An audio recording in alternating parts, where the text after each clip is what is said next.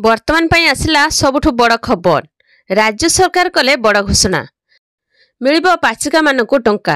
राज्य रे पाचिका तथा सहायिका मासिक पारितोषिक नहीं बड़ घोषणा करछंती राज्य सरकार।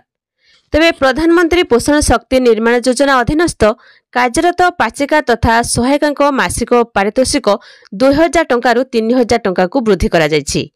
एहा आसंता एप्रिल 1 तारिखरु एही वर्धित पारितोषिक लागू हेबो। उक्त अनुदान प्रधानमंत्री पोषण शक्ति निर्माण योजना पई उद्दिष्ट बजेट रे राज्य समर्थन लु ग्रहण करा जिवो।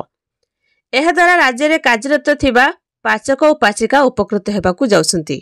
एथिपाई राज्य सरकार वर्षकू 112 कोटी 9 लाख टंका व्यय करिवे।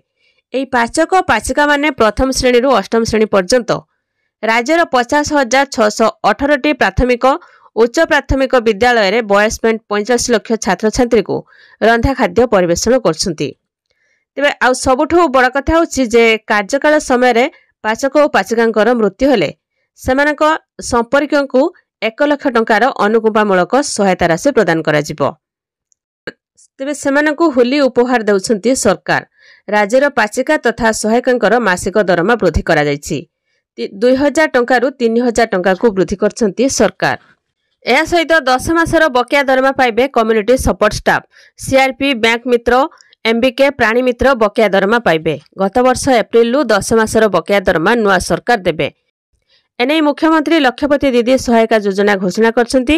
एथिरु 62,000 रु अधिक कम्युनिटी सपोर्ट स्टाफ उपकृत हेबे। ए योजनार अभिमुख्य अनुसार ग्रामीण परिवार मानकर जीवन जीविकार उन्नति निमंते स्वयं सहायक गोष्ठी गठन करी परिवारर महिला मानकु शामिल करा जाउछि। पुनर्बार एही स्वयं सहायक गोष्ठी मानकु विभिन्न सामाजिक तथा अर्थनैतिक सहायता प्रदान करिबा पई सेमानकु ग्राम और पंचायत स्तर रे संगठित करा जाउछि। एही स्वयं सहायक गोष्ठी एसएचजी आंचलिक मंच सीएलएफ एवं ग्राम पंचायत संघ जीपीएलएफ गुड़ी को सुदृढ़ और सशक्त करिबा पई कम्युनिटी सपोर्ट स्टाफ मानकु ग्राम पंचायत स्तरीय संघ द्वारा नियुक्ति दिया जायथिला।